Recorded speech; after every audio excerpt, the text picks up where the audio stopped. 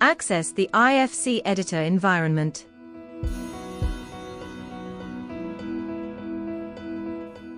Select the IFC Custom Object. Choose an IFC class to assign to the new object.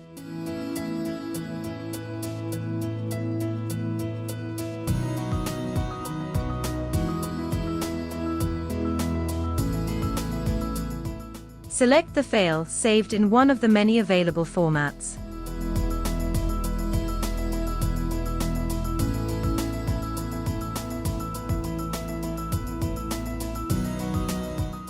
Choose the unit of measurement to which to relate the object.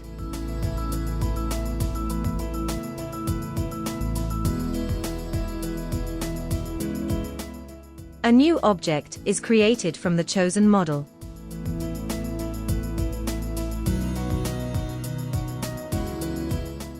Position the object in the model.